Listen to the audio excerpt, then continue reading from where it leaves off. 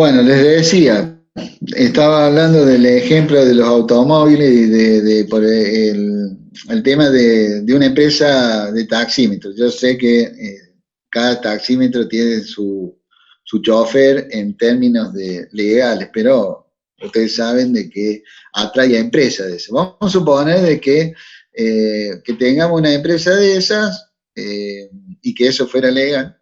Eh, y que hubiéramos calculado, ¿no es cierto?, que esos taxis duraran 3 años, ¿sí? Entonces, bueno, obviamente que ese va a ser los años que yo voy a emplear para depreciar esos autos, ¿sí?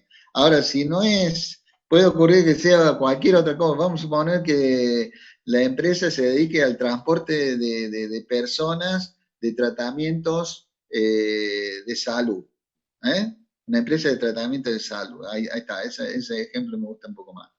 Eh, Esa empresa tiene, primero que tiene determinados recorridos, muchas veces son del interior, o sea que hacen muchas rutas los autos, entonces calcula que va a ser de 5 años. O sea, ninguna regla absolutamente específica que me diga a mí este auto se va a depreciar a los 5 años. Puede que se deprecie antes, dependerá, ya le digo, de la actividad que desarrolla la empresa, ¿sí? Entonces, eso es importante, ¿sí? ¿Me están escuchando, no? Sí, profe, se escucha. Bueno, ¿y me están viendo? ¿También? Sí, se ve bien. Bueno, eso no está tan bien, pero bueno, ¿qué va a ser? Es lo que nos toca, diría. Bien, ¿se entiende? Ahora, existe también lo que llamamos nosotros la ley impositiva, o sea, la ley de impuesto a las ganancias. Y impuesto a las ganancias y de bienes personales. Esa ley, digamos, determina otros parámetros para poder amortizar los bienes que se van incorporando al activo. Es decir, la ley de impuesto a la ganancia me dice de que yo puedo deducir de mis ganancias anuales el acumulado de las depreciaciones que se vayan ocurriendo a lo largo del año de bienes que fueron utilizados para la generación de esa ganancia, ¿sí? Entonces, ¿pero qué pasa con eso? Eso todo depende de la sed de recaudación que tenga en su momento el Estado, ¿sí?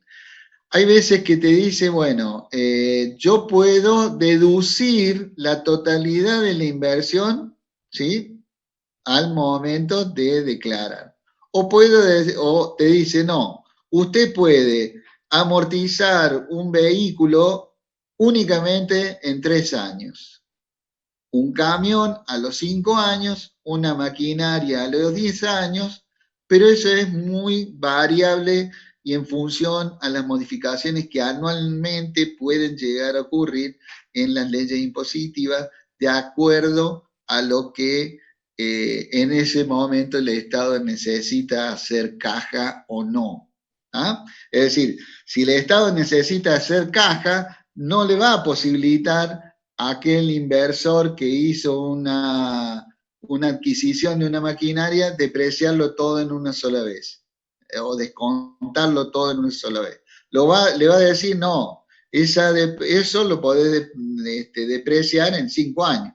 ¿Para qué? Y bueno, para permitir, o para no permitir, mejor dicho, de que ese contribuyente pueda deducir esa inversión del impuesto a la ganancia que tenga que pagar ese año. ¿Se entiende? Entonces, a partir de eso también es que es muy variable el tema de las depreciaciones. No sé si me parece por la voz que era la señora Silvia la que me preguntaba. Sí, sí, profe. Es un poco subjetivo, creo, entonces me parece, ¿no? O estoy como... Sí, sí, Manejo depende de la actividad, dije, depende de la dije, actividad, por claro, eso es. Sí, porque fíjese si uno va a comprar, póngale, uno va a comprar una empresa que tiene una flota de 10 autos, que dice Sí, que tienen tal valor los autos en general. Bueno, pero al final, en definitiva, cuando van a ser evaluados por el Estado, yo tengo que pagar impuestos sobre eso, tienen otro valor. O sea, no es por lo que compré, sino por lo que bueno, lo que pasa es que, establecido en el valor, ley. a ver, el tema pasa por lo siguiente. Nosotros en la definición, acá cuando vimos más arriba, decíamos que el valor de origen, el valor de incorporación al bien, del bien al activo, más todos los gastos que hayan tenido que incurrir la empresa para ponerlo en actividad económica, ¿no es cierto? Eso es lo que vimos recién hace un ratito. Ahora bien, con el nivel de inflación que tenemos dentro de lo que es este bendito país, esos bienes en origen quedan totalmente desactualizados ya en el primer año que transcurrió la incorporación de ese bien. O sea que inclusive, ¿no es cierto?, esas depreciaciones van a ser depreciaciones sobre bienes o sobre un valor histórico que en el quinto año es muy probable que sea muy bajo ese valor, ¿sí? Obviamente que ustedes me dirán, bueno, pero la contabilidad no sirve. La contabilidad sirve, el problema es que el usuario de la contabilidad no quiere que la contabilidad muestre en realidad la realidad económica de su empresa. No quiere, no puede, no le entusiasma. ¿Por qué? Porque como ya les decía, todo tiene un costo para hacerlo. Entonces te dice, bueno, pero yo tengo que pagar un técnico que me venga a evaluar los bienes para yo ponerlos en condiciones y que la contabilidad refleje el valor real, ¿sí? Obviamente que puede tener razón el hombre, seguramente. Por eso es que muchas veces nosotros, usuarios terceros de esos informes contables, tenemos que ver o tenemos que analizar ciertamente qué pasa en relación a esos valores que el cliente nos está informando a través de su contabilidad que tiene, los valores que tiene su activo. Imagínense, activos valuados a valores históricos menos las depreciaciones, pero que ustedes saben, y ya lo hablamos de este tema, de que lo que aparece en los informes contables es el valor residual de esos bienes, no el valor de origen. ¿Ah? Hay una tablita, ya la vamos a ver, voy a conseguir para escanear algún balance real y se lo voy a mostrar acá a través posiblemente la próxima, se lo voy a mostrar acá un balance real, ¿no? De una empresa.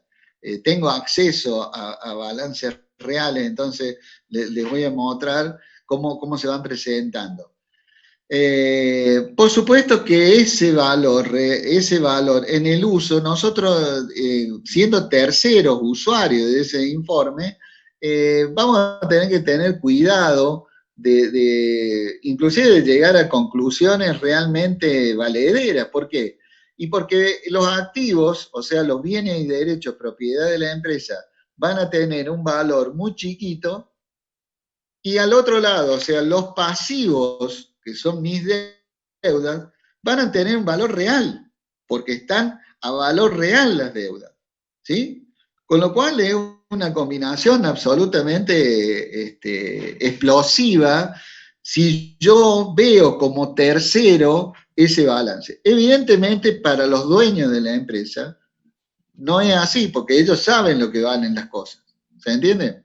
Entonces tenemos que tener muy en cuenta ese tipo de variables como para decir, bueno, a ver qué es lo que estoy viendo yo como lector del informe contable, como para tener una visión clara de esto. Por supuesto que todo esto está causado por los niveles de inflación. La inflación distorsiona todo. La inflación es para una economía es lo más terrorífico que hay. Es terrible, distorsiona todo y es muy difícil llegar y buscarle una metodología como para que todos se queden conformes. Es muy difícil. Porque puede ocurrir también, eso se hacía con tiempo, el ajuste por inflación. ¿Qué es lo que es el ajuste por inflación?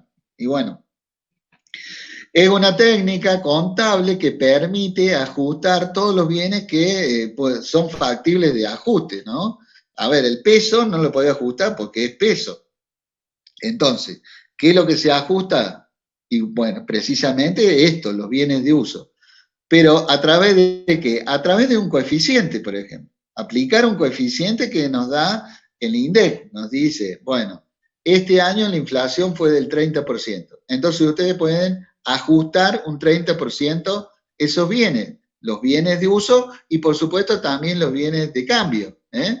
Pero ¿qué pasa? No todos los bienes de uso o no todos los bienes de cambio sufrieron un aumento del 30%, algunos lo hicieron un 50%, otros un 20%. Con lo cual, el hecho de aplicar un coeficiente en el ajuste por inflación tampoco es justo, tampoco nos va a dar una visión realmente real de la cosa. Por eso también a veces uno dice, bueno, y veíamos también cuando decíamos del uso de la contabilidad,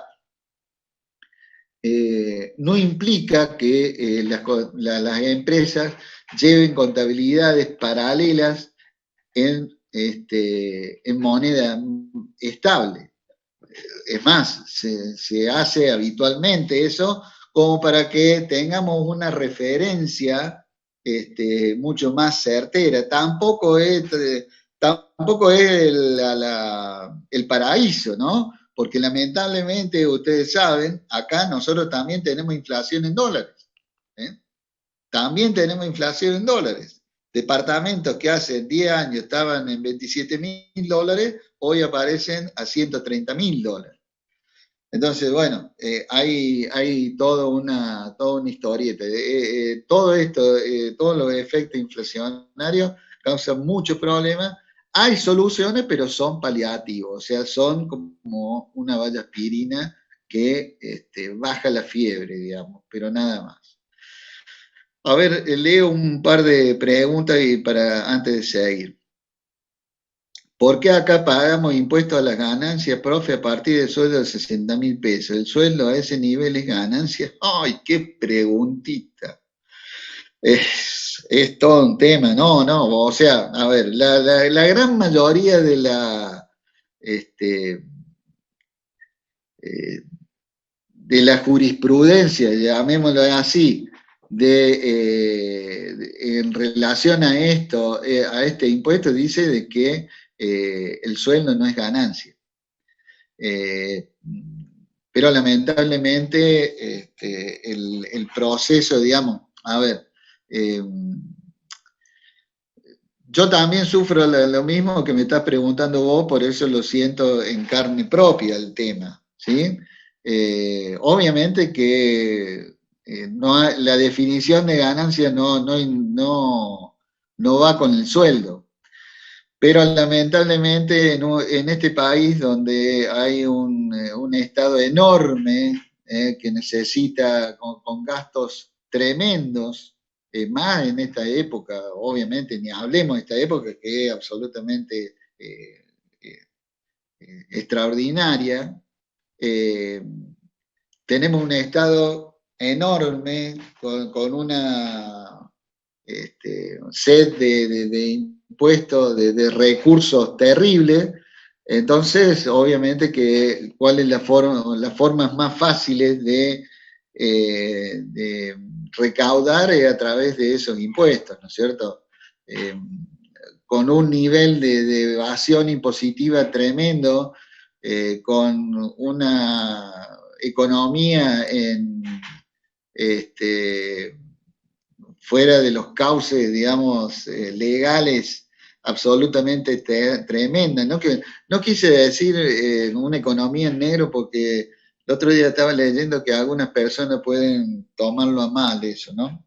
Pero bueno, sacando al lado eso, es decir, con una economía totalmente, con un grado de informalidad tremenda, y bueno, el Estado, es decir, no hay a nadie se le cae una idea de decir, bueno, a ver, ¿de qué forma podemos recaudar eh, quizá lo mismo, pero sin molestar a tan pocas personas, porque en definitiva son en este país cada vez quedan menos sueldos en legal forma, ¿no? Así que es todo un tema ese. Pero bueno, creo que se va mucho de lo que estamos viendo hoy, ¿no? ¿Qué dice? A ver, seguimos con las preguntas. Profe, si el rodado lo compramos ya usado, ¿cómo sería la depreciación? Exactamente igual, con digamos, el valor de origen del usado, que fue ahí una aclaración que está puesta en el Power, dice del valor usado, el valor de origen, digamos, o de incorporación al activo, en el caso de un auto usado, es el valor que nosotros estamos pagando, o sea, la factura o el boleto, cuando uno firma un 08 entre privados, está haciendo un boleto de compra-venta. Bueno, ahí se fija el precio, más ese precio será el valor de origen, más los gastos de transferencia que demanden.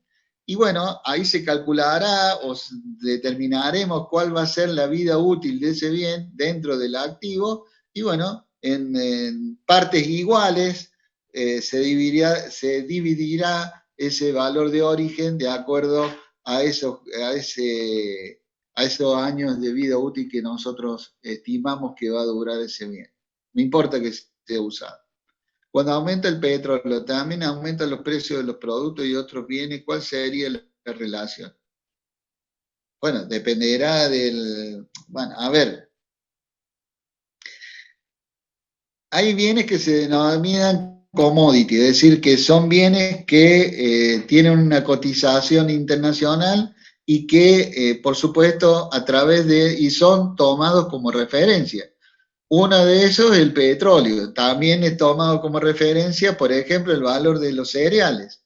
Y en función a eso es que incrementa el valor de algunas, por supuesto, de algunos insumos propios del petróleo y otros por ejemplo, las pinturas, ejemplo, o también los combustibles. Los combustibles son usados en la mayoría de los procesos productivos, o sea que necesariamente eso tiene un impacto en el aumento de precios sin lugar a dudas. Además de que la inflación también es un proceso de expectativas, ¿eh? Es un proceso de expectativas. Se dice, bueno, a ver, va a aumentar la nafta, o el combustible. Entonces, ¿qué hacen las personas? Van y compran, van y se apuran a comprar, llenan el tanque, hacen todo ese movimiento, hacen cola en las estaciones de servicio, producen ese efecto. Y también, si eso fuera que los insumos, las naftas fueran liberadas en el precio, obviamente que la demanda, al aumentar la demanda, teniendo la misma oferta, por supuesto que va a tender a el crecimiento de los precios, ¿sí? Y aparte, expectativas. Si aumenta la nafta, dice, bueno, aumenta el valor del transporte, el gasoil, donde se mueven los insumos, y bueno, por supuesto que van a aumentar la mercadería. Y bueno, por las dudas, si la nafta aumenta en 3, yo lo voy a aumentar al 10 porque a mí el flete, ¿se entiende? Entonces, también generan, la inflación también es un aspecto de expectativa. O sea, si yo tengo expectativa de que va a aumentar el precio de lo que yo estoy comercializando, y lo voy a aumentar, porque seguramente mi proveedor me va a cobrar más cuando yo vaya a renovar o cuando vaya a reponer esa mercadería. valor de reposición, ¿sí? Decíamos, valor de reposición en el caso de los costos. Y bueno, si yo tengo expectativa de que ese valor de reposición va a ser mayor, ¿qué voy a hacer con la mercadería que yo tengo en el depósito? Y la voy a aumentar, o el empresario la aumenta para cubrirse. Y bueno, es todo una espiral, una espiral de expectativa inflacionaria que es muy difícil de parar, por eso que cuesta tanto el hecho de que salgamos de este proceso inflacionario. No es tan fácil. Me pasa lo mismo, profe, con este impuesto, por eso, sí, seguramente, es así, es así.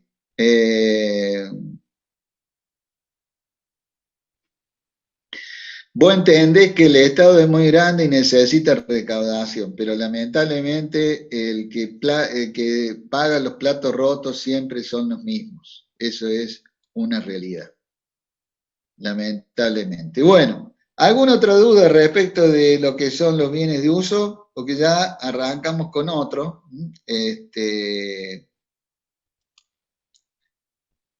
¿Sí? Vamos vamos a buscar, esto lo vamos a cerrar. Vamos a buscar el de los pasivos.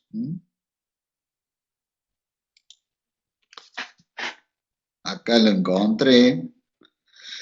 Bueno, todo este es un material que elaboró la contadora Conti, que es a la mañana, así que a quien públicamente agradezco que me la haya facilitado. Más, a ver, no es obviamente que uno está en conocimiento de todo su contenido, es simplemente que está buena, que está piola el hecho de ir de manera ordenada y a ustedes les queda mucho más claro el hecho y que no solamente esté yo hablando y diciendo, dando conceptos que quedan absolutamente en el aire. Bueno, acá una bibliografía. Bueno, vemos los pasivos, o sea que estamos continuando con los componentes de lo que llamamos nosotros la ecuación patrimonial. ¿Se acuerdan cuál era? Era activo menos el pasivo igual al patrimonio neto. Bueno, ahora nos toca analizar el pasivo, ¿eh?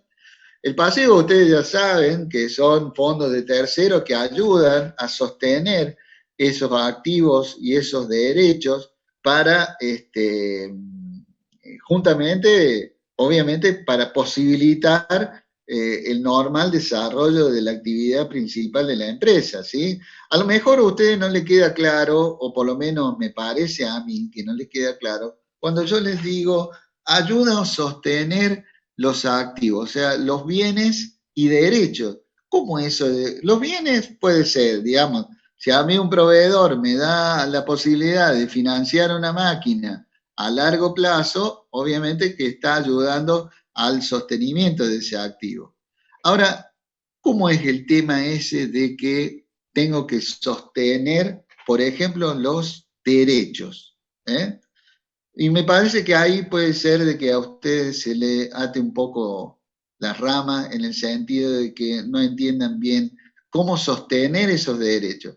Y vamos a un ejemplo fácil y sencillo de por qué estamos hablando de que los pasivos, o sea, terceros, ayudan a sostener los derechos. Vamos a suponer de que derechos, obviamente podemos hablar de derechos de cobro, o sea, yo tengo cuentas a cobrar, eso que vimos en los activos corrientes, ¿sí? Yo doy facilidades de cobro para que me paguen mis clientes a una determinada fecha, ¿sí? Ahora bien, el tema es el mientras tanto, ¿sí? Yo puedo dar mucha facilidad de ser muy generoso en cuanto a la posibilidad de que los clientes me paguen a 60, 90 días, pero, a ver, tengo una serie de gastos e insumos que tengo que pagar de mientras. Tengo que pagar sueldo, tengo que pagar la luz del local, el alquiler, los impuestos, eso lo tengo que pagar. ¿Sí? Entonces, ¿cómo hago yo si toda mi venta la hago a plazo? Si tengo que pagar ahora cosas.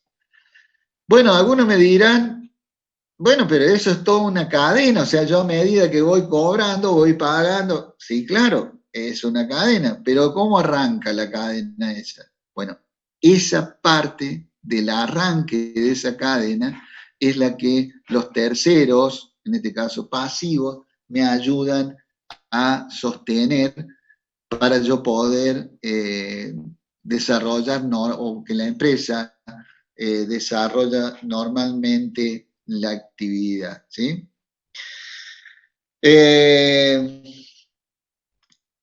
Los pasivos, al igual que en el caso de los activos, también lo vamos a clasificar en dos, usando también el criterio de corriente y no corriente. Entonces, los pasivos serán corrientes cuando su fecha de vencimiento o la obligación de pago sea antes del año o menor a un año, y serán pasivos no corrientes aquellos que su fecha o la obligación de pago sean posterior al año, ¿sí? Es decir, vamos a suponer de que un proveedor de una máquina me dé la posibilidad de pagar un torno a 5 años de plazo. El primer año de esa deuda será corriente, o sea, lo que yo tenga que pagar, la obligación, la porción de esa deuda que venza en el año será corriente, y la porción de deuda que venza a partir del segundo año hasta el quinto año, obviamente que será no corriente. Año tras año, obviamente, va a haber una transferencia de esa deuda de no corriente, se va a ir transformando en deuda corriente, ¿eh? A medida que va avanzando el tiempo, que va avanzando el año o los años, esa posibilidad es cierta. Es decir, que aquel pasivo que en un año fue no corriente, seguramente en el año siguiente va a ser corriente, salvo que la empresa decida cancelar anticipadamente esa deuda, ¿sí? Bueno, acá un poco más la definición de lo que hablamos recién: obligaciones ciertas y eventuales, ¿sí? Eventuales, ¿qué quiere decir? Eventuales quiere decir que hay alguna circunstancia que todavía no ha ocurrido como para darle una obligación cierta. Y eso es lo que hablamos de la previsión. Pero sabemos con absoluta certeza de que algo va a ocurrir, pero todavía no ha ocurrido. Vamos a suponer, una previsión para despidos, que bueno, desgraciadamente ahora está bastante, seguramente que debe ser muy utilizada por estos tiempos, ¿no? A ver, no, vamos a cambiar que no sea tan cruel, ¿sí? Me faltan 10 minutos para terminar. Vamos a cambiar de ejemplo para que no sea tan cruel. Vamos a suponer, ustedes saben, volviendo al impuesto a la ganancia, vamos a plantear ese ejemplo. El impuesto a la ganancia, la empresa tiene la obligación de depositar los fondos el quinto mes siguiente al de la fecha de cierre de su balance o de su informe contable. Con lo cual, una empresa que cerró su ejercicio contable el 31 de diciembre, seguramente va a tener que pagar ganancias, si es que la obtuvo, obviamente, el quinto mes siguiente al de ese balance, ¿sí? Al de cierre de ese balance. Entonces, ¿qué dice el contador, que es muy inteligente? ¿Qué dice?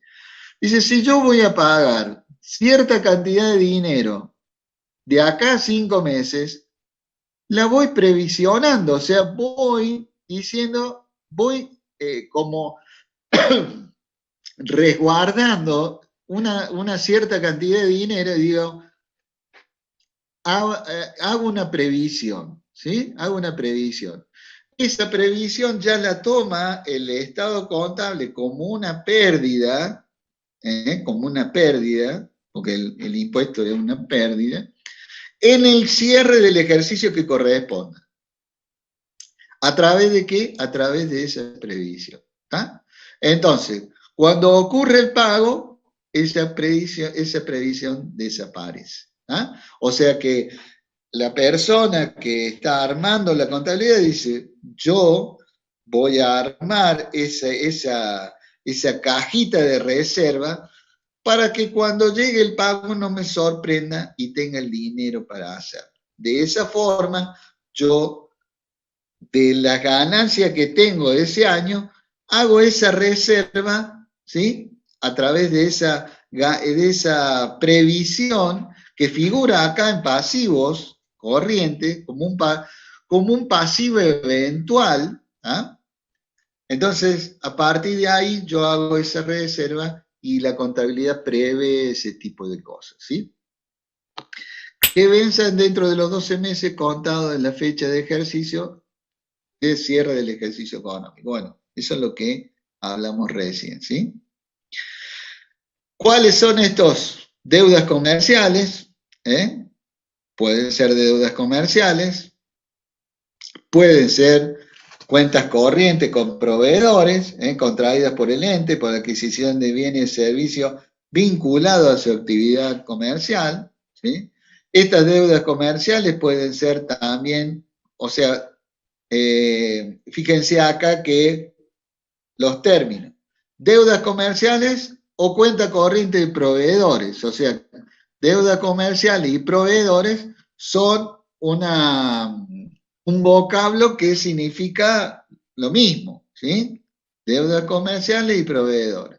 Deudas comerciales documentadas, bueno, al igual, esto es un paralelo en cuanto a lo que son las cuentas a cobrar, ¿se acuerdan que eran documentadas y no documentadas? Bueno, ahora nos ponemos del otro lado, nos ponemos del lado del almacenero, ¿no? Digamos, va a haber el almacenero, alguna persona no lo conoce, le hará firma un pagaré o le pedirá un cheque. Y otras que sí conoce el almacenero, le irá a decir, bueno, toma, yo te lo anoto en la libretita. O sea que de este lado, estamos del otro lado ahora del mostrador, ¿sí?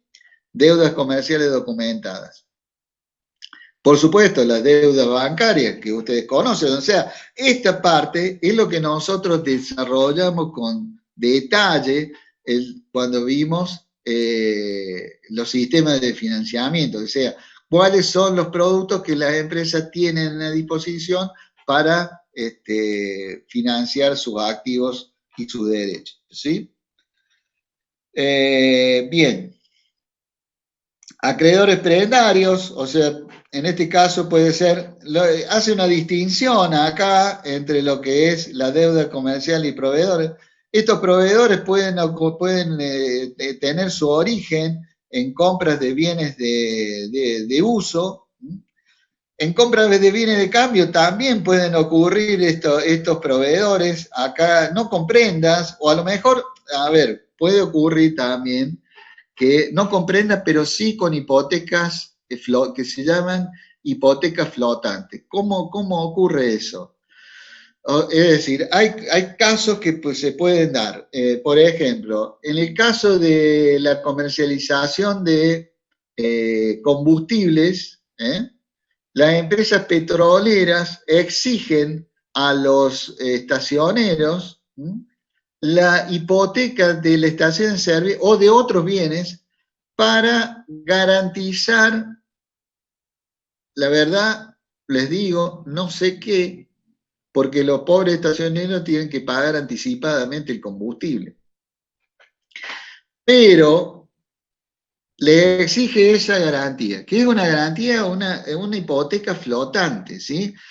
Es muy probable que va el cheque, ¿sí? Uno intenta entender alguna cosa, va el cheque, vuelve digamos, y el cheque puede demorar 24, 48 horas y la petrolera no sabe si va a ir devuelto o no. Bueno, a lo mejor es la petrolera la que quiere resguardarse en ese caso, ¿no? Deudas sociales o remuneración y cargas sociales, estas están referidas todo a lo que es las deudas que la empresa tenga con los empleados y obviamente como ustedes saben, por costos, los sueldos tienen por detrás lo que se llama cargas sociales, o sea, en el caso de los empresarios son las contribuciones, más que aportes son las contribuciones, sí, aportes son los que se descuentan de los sueldos y las contribuciones son los que se suman y que son obligaciones de parte de los empleadores. Estos aportes, ustedes ya saben, son obligaciones de los empleadores de depositar la suma que le han descontado de los sueldos a los empleados. Y las contribuciones son obligaciones que surgen de la nómina salarial en función a precisamente contribuciones de los empleadores, ¿sí? Bien, deuda fiscal está relacionado con la recaudación y, por ejemplo, en la recaudación del Estado, en sus distintos niveles, la Dirección General de Rentas, a nivel de la provincia, la municipalidad, ¿no es cierto? Y en el caso de la AFIP, a nivel nacional, ¿sí? A nivel nacional. Otros pasivos, bueno, acá se incluye, digamos, todo lo que no está incluido en los otros rubros, ¿no? Esto hablamos de otros pasivos, ¿sí? No sé, puede ser un préstamo de los socios, ¿eh? Viene un socio y le hace un préstamo a la empresa, bueno, se incluyen acá en otros pasivos, ¿sí? Otros pasivos, entonces, todo aquello que no está en otro lado, pero sin embargo son obligaciones que la empresa tiene para con la empresa. Previsiones, ¿ves? Lo que hablamos recién, previsiones por juicio de despido. Bueno, acá la contadora Conti puso juicio de despido, yo elegí un ejemplo más, un poco más agradable, ¿sí? Bien.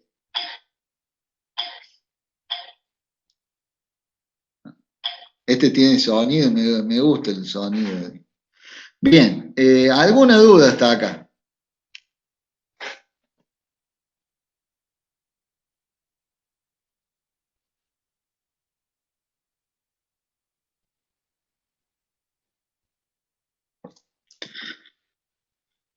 A ver, queda menos de un minuto, sí. Nos conectamos de nuevo, así un ratito, ¿les parece? Así nos sacamos la duda y seguimos, en tal caso, seguimos viendo los pasivos no corrientes, ¿sí? Y ahí hacemos la duda. Así que nos conectamos de nuevo.